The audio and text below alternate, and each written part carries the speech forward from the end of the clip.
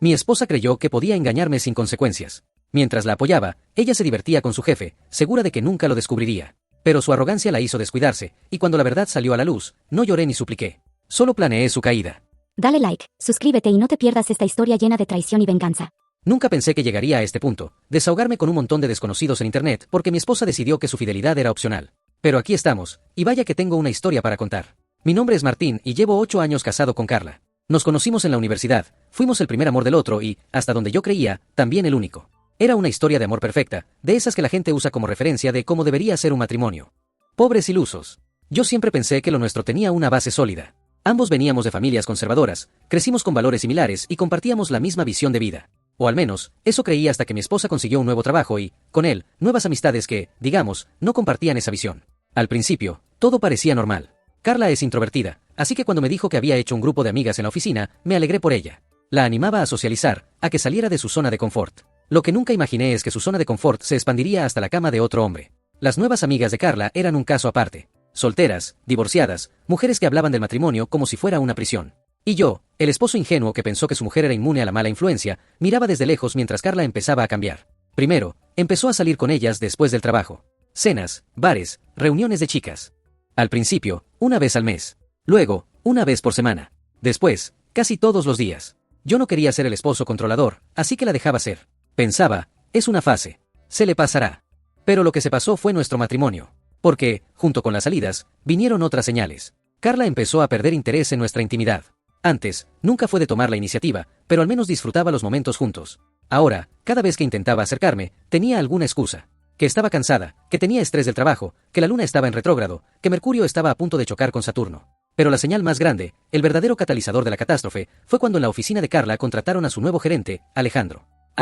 Alejandro. El sujeto que, según ella y sus amigas, era la encarnación humana de un dios griego. Un hombre que, si les hacía caso, curaba el cáncer con su sonrisa y solucionaba la crisis mundial con su inteligencia sobrehumana.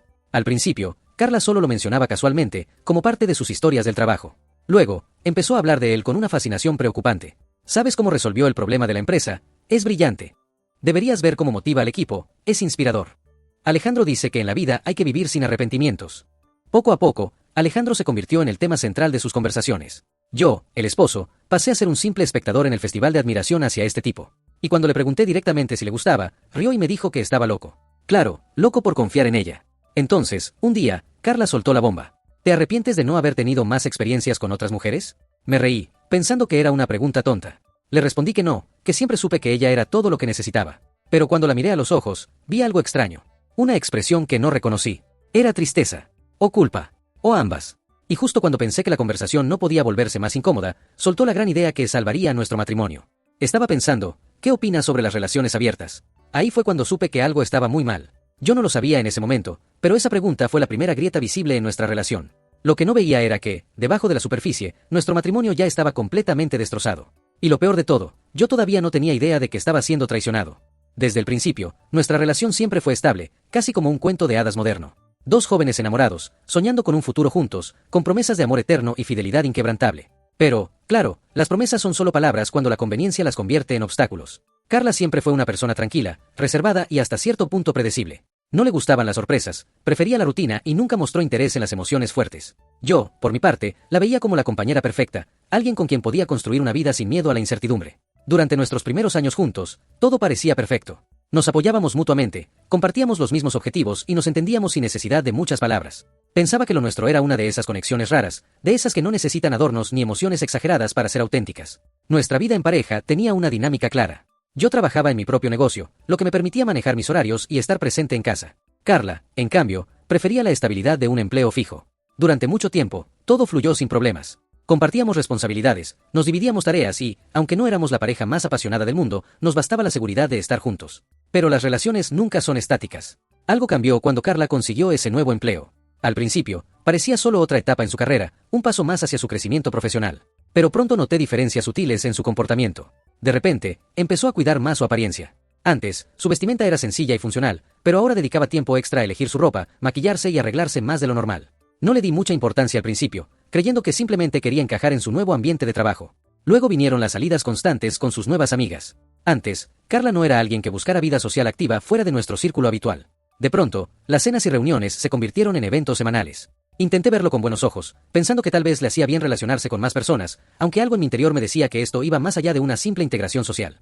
La comunicación entre nosotros también comenzó a cambiar. Durante años, nuestras conversaciones habían sido abiertas, fluidas y sin secretos. Pero con el tiempo, noté que Carla se volvía más reservada. Respondía con frases cortas, evitaba ciertos temas y, cuando le preguntaba sobre sus salidas, sus respuestas eran vagas, como si intentara minimizar su importancia. Lo más preocupante fue la desconexión emocional. Siempre había sido cariñosa a su manera, sin exageraciones, pero con gestos que demostraban su amor. De repente, esas muestras de afecto se volvieron esporádicas, casi forzadas. Y cuando intentaba acercarme, percibía una barrera invisible entre nosotros, una distancia que no sabía cómo reducir. Nuestra intimidad también sufrió. Lo que antes era una expresión natural de nuestro amor se convirtió en algo raro y distante. Primero, fueron excusas sobre el cansancio y el estrés. Luego, fueron las distracciones constantes, como si simplemente hubiera dejado de interesarse en estar conmigo de esa manera. Intenté hablar con ella sobre esto, pero cada intento terminaba en evasivas. No quería presionarla, así que decidí darle su espacio. Creí que era una fase, que tarde o temprano todo volvería a la normalidad. Pero la normalidad nunca regresó. Con la llegada de Alejandro a su empresa, todo lo que había estado sospechando en silencio comenzó a tomar forma. Hasta entonces, había pensado que Carla solo estaba pasando por una crisis personal o una etapa de cambio. Pero cuando su nueva admiración por este hombre se hizo evidente, comprendí que el problema iba mucho más allá. De repente, Alejandro era el centro de todas sus conversaciones. No importaba el tema, siempre encontraba la manera de mencionarlo. Si hablábamos de trabajo, él era el ejemplo perfecto de liderazgo. Si hablábamos de motivación, él era la inspiración definitiva. Si hablábamos de éxito, él era la encarnación de todo lo admirable. Podría haber sido solo una admiración profesional. Pero algo en su tono, en su entusiasmo desmedido, me decía que había más de lo que estaba dispuesta a admitir.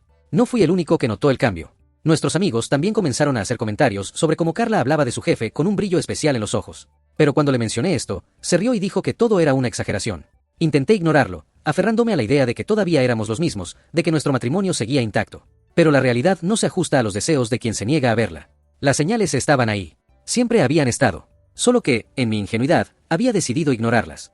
Lo que no sabía en ese momento era que mi esposa ya había cruzado la línea de la infidelidad mucho antes de que yo siquiera sospechara que existía. La traición ya había ocurrido. Yo simplemente aún no la había descubierto. Siempre me consideré una persona racional. No era de los que buscaban problemas donde no lo sabía ni de los que revisaban el celular de su pareja por paranoia. Pero hay algo en la traición que no necesita pruebas evidentes para sentirse real. Es como un veneno invisible que se esparce en el aire. Lo hueles, lo respiras y, aunque no puedas verlo, sabes que está ahí, envenenando cada interacción, cada beso, cada silencio incómodo. Pero incluso con todas las señales, jamás imaginé que sería un simple error humano el que me entregaría la verdad en bandeja de plata. Todo comenzó con una reservación en un restaurante. No era cualquier restaurante. Era un lugar caro, de esos donde sirven porciones minúsculas con nombres impronunciables y donde un plato cuesta lo mismo que el alquiler de un mes. Un sitio al que Carla y yo jamás habíamos ido porque, según ella, era un desperdicio de dinero. Así que cuando recibí un correo de confirmación de reservación a mi nombre, supe que algo andaba mal. Al principio, pensé que era un error. Tal vez alguien con un correo similar al mío había hecho la reservación y el sistema lo confundió. Pero cuando revisé los detalles, encontré algo interesante. La reservación estaba hecha con mi número de teléfono y mi tarjeta de crédito. Por supuesto, yo no la había hecho. Mi primer pensamiento fue que Carla había planeado una cena sorpresa para nosotros. La idea de que tal vez estuviera intentando reavivar nuestro matrimonio me pasó por la mente durante unos 5 segundos. Luego, recordé que últimamente apenas pasaba tiempo en casa y que su entusiasmo por nuestra relación estaba en un nivel similar al de un cactus en el desierto. No, esto no era para mí. Decidí no cancelar la reservación. En su lugar, la dejé intacta y esperé. El día de la cena, fingí que tenía una reunión de trabajo. Salí temprano, me aseguré de que Carla creyera que estaría ocupado toda la noche y unas horas después, me dirigí al restaurante. Lo que encontré allí fue una obra maestra de la ironía. Carla estaba sentada en una mesa junto a la ventana, vestida con un vestido rojo que hacía meses que no usaba. Frente a ella, con una copa de vino en la mano y una sonrisa de suficiencia, estaba Alejandro. Ahí estaban los dos, disfrutando de una cena exquisita, pagada con mi dinero, en un restaurante que, según Carla, era un desperdicio para nosotros, pero aparentemente perfecto para su amante. Me quedé de pie, observándolos desde la entrada, como un espectador en primera fila de la comedia más absurda de mi vida. Podría haberme acercado en ese momento, haber hecho una escena, haber exigido explicaciones. Pero no. En lugar de eso, hice algo mejor. Saqué mi teléfono, llamé al restaurante y le pedí al gerente que me pusiera en contacto con el mesero de la mesa de Carla. Minutos después, vi al mesero acercarse a ellos y, con la mayor naturalidad del mundo, entregarles la cuenta. Cuando Carla vio el papel frente a ella, frunció el ceño y lo tomó con confusión. Luego, sus ojos se agrandaron. Porque en lugar del total de la cuenta, lo único que decía la nota era: espero que la cena valga la pena. La pagaste con mi tarjeta. Pude ver el momento exacto en el que Carla sintió que el alma se le salía del cuerpo. Sus ojos recorrieron el restaurante con desesperación, buscando entre los clientes la silueta de su esposo traicionado. Pero yo ya no estaba ahí. En ese momento, no necesitaba más pruebas. No necesitaba escuchar excusas. No necesitaba verla correr detrás de mí para tratar de explicarse. Lo único que necesitaba era una cosa: venganza. Y lo mejor de todo era que ella ni siquiera sabía lo que se avecinaba. Salí del restaurante con una calma que no sentía en mucho tiempo. No había gritos, no había confrontaciones dramáticas en público. Solo una nota, un golpe silencioso que desmoronó la fachada perfecta de Carla en cuestión de segundos. Pero esto no terminaba ahí. No soy de los que reaccionan con rabia impulsiva. No, lo mío es la estrategia, la paciencia. Y si Carla había pasado tanto tiempo planeando su pequeña aventura, lo mínimo que podía hacer era devolverle el favor con algo aún más elaborado. Esa misma noche, cuando volví a casa, fingí que no sabía nada. Me comporté con absoluta normalidad. Y, curiosamente, Carla también. No mencionó la cena, no hizo ningún comentario extraño. Su actuación fue impecable, lo cual me confirmó algo importante: no era la primera vez que mentía con esa frialdad. A la mañana siguiente, mientras ella se arreglaba para ir al trabajo, o para lo que sea que estuviera haciendo últimamente, le di un beso en la mejilla como siempre. Actué como el esposo confiado que ella esperaba que yo fuera. Mientras tanto, mi plan ya estaba en marcha. El primer paso fue el control de daños. Carla podía pensar que yo era un ingenuo, pero lo que no sabía era que la casa, el carro y prácticamente todo estaba a mi nombre. No había manera de que ella me dejara en la ruina, pero sí había muchas formas en las que yo podía arruinar su comodidad. Pasé el día revisando nuestras cuentas bancarias, cancelando tarjetas adicionales y redirigiendo fondos a una cuenta nueva a la que solo yo tenía acceso. También cambié la contraseña de nuestras cuentas compartidas de streaming, porque si me iba a vengar, iba a hacerlo con cada detalle posible, hasta el más insignificante. Luego, vino la recopilación de pruebas. Revisé estados de cuenta, recibos de hoteles, gastos sospechosos que, hasta ese momento, había ignorado. Todo encajaba a la perfección. Me resultó casi divertido darme cuenta de lo poco discreta que había sido Carla. No porque quisiera que la atraparan, sino porque nunca se le pasó por la cabeza que yo podría descubrirla. Lo siguiente fue la jugada maestra, su trabajo. Carla tenía una reputación intachable en la empresa. Siempre hablaba de lo profesional que era, de lo mucho que se esforzaba para ganarse su puesto. Pero resulta que tener una aventura con el gerente directo no solo era inmoral, sino también un problema ético que podía costarle su trabajo. Así que hice lo más lógico: redacté un correo anónimo con todos los detalles jugosos sobre su relación con Alejandro, asegurándome de incluir fechas, lugares y gastos sospechosos cargados a la empresa. No mencioné mi nombre, pero dejé suficientes pistas para que cualquier auditoría interna los destrozara. Pero aún no envié el correo. No todavía. Quería verla tambalearse un poco más antes de dar el golpe final. El siguiente movimiento fue un pequeño accidente con su celular. Una noche, cuando Carla se metió a bañar, dejé su teléfono caer accidentalmente en un vaso de agua que, convenientemente, estaba en su mesa de noche. Me aseguré de secarlo lo suficiente como para que no sospechara de mí, pero el daño ya estaba hecho. Cuando salió del baño y trató de usarlo, el dispositivo parpadeó un par de veces antes de apagarse por completo. Su reacción fue un poema. La vi maldecir, tratar de encenderlo de nuevo, buscar desesperada un cable de carga.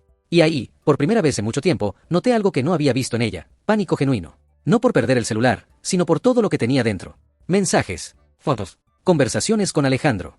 Creo que se arruinó del todo, dije con falsa preocupación. ¿Tienes copia de seguridad? Carla se tensó antes de forzar una sonrisa.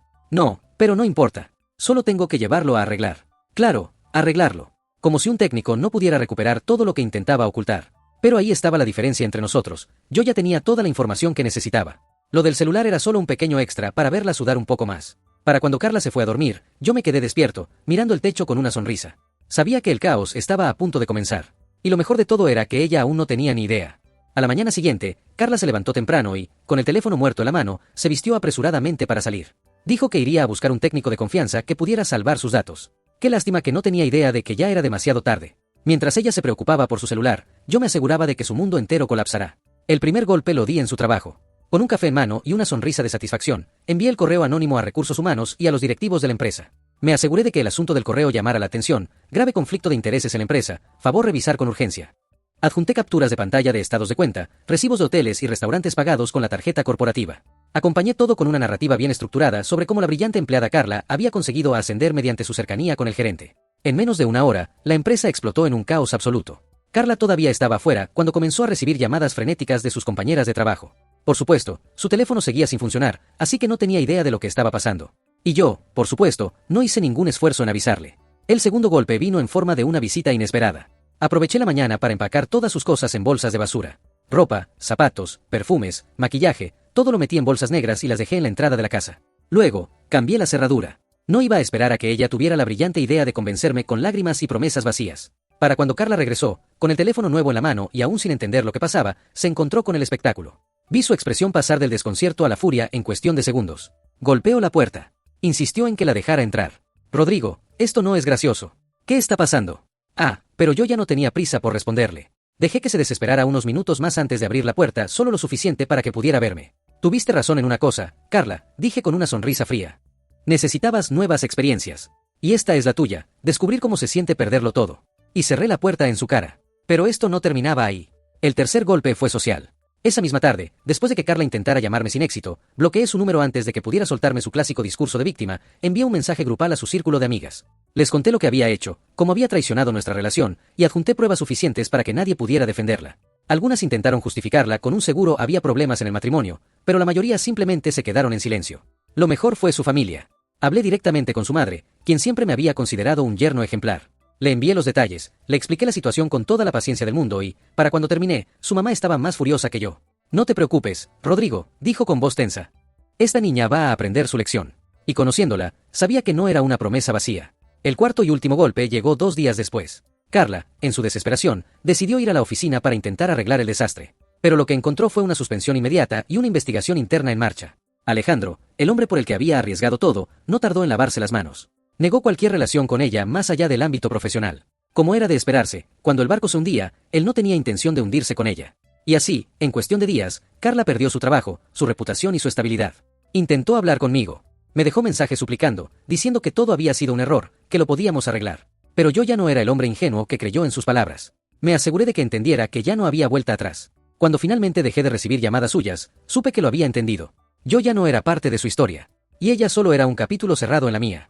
Cuando el caos se asentó y el silencio llenó los espacios donde antes había mentiras, me encontré en una extraña calma. No fue felicidad, ni alivio, ni satisfacción plena. Fue como despertar después de una tormenta, con el suelo todavía mojado y el cielo despejado, pero sin olvidar el desastre que acababa de pasar. Miré a mi alrededor. La casa estaba más limpia, más vacía, como si el aire ya no estuviera cargado de su perfume falso ni de sus palabras vacías. Carla había desaparecido de mi vida, y con ella, todo rastro de la persona que creí que era. Las noticias de su caída no tardaron en llegarme. Primero, la empresa. Apenas unas horas después de que la suspendieran, ya se rumoraba que su contrato estaba prácticamente sentenciado. A nadie le convenía mantener a una empleada envuelta en un escándalo de abuso de poder y favoritismo. El gerente, Alejandro, por supuesto, se deslindó de todo. Mientras Carla se ahogaba, él se aseguró de mantenerse a flote, como cualquier rata que abandona un barco en llamas. Después, su familia. Su madre, que siempre la había defendido con uñas y dientes, ahora no quería ni verla. Sus hermanas, que antes la envidiaban por su vida perfecta, la miraban con desprecio. Sus amigas, que tanto la alentaron a vivir su vida, fueron las primeras en bloquearla cuando la situación se volvió insostenible.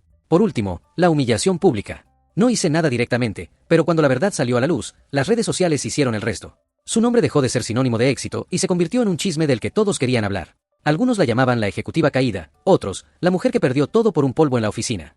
La ironía era hermosa. Y aún así, ella intentó resistirse. Me dejó mensajes. Me envió correos. Me escribió cartas. Podemos hablar.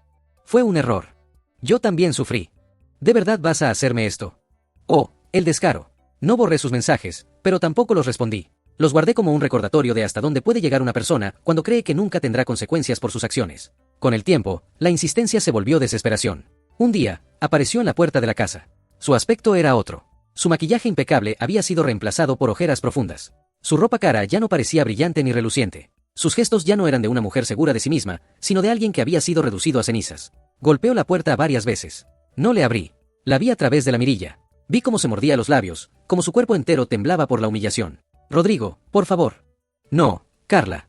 Por favor, debiste decirlo antes de acostarte con otro hombre. Después de minutos que se sintieron eternos, entendió el mensaje. Se fue. Y con ella, se fue el último rastro de nuestro pasado juntos. Así que aquí estoy, con todo terminado, con el mundo en silencio y con una historia que muchos juzgarán de diferentes maneras. Algunos dirán que hice lo correcto. Otros, que me pasé de la raya. Pero al final, solo hay una verdad. El amor sin respeto es solo una mentira con fecha de caducidad. Y yo simplemente decidí no ser la víctima de esa mentira. Ahora les pregunto a ustedes. ¿Creen que mi venganza fue justa o fui demasiado lejos? ¿Qué hubieran hecho en mi lugar? Quiero leer sus opiniones. Si te gustó este contenido, no olvides darle like, comentar y compartir con tus amigos. Suscríbete al canal para estar al tanto de todas las novedades y no perder ninguna publicación. Agradecemos tu apoyo y esperamos verte en el próximo video.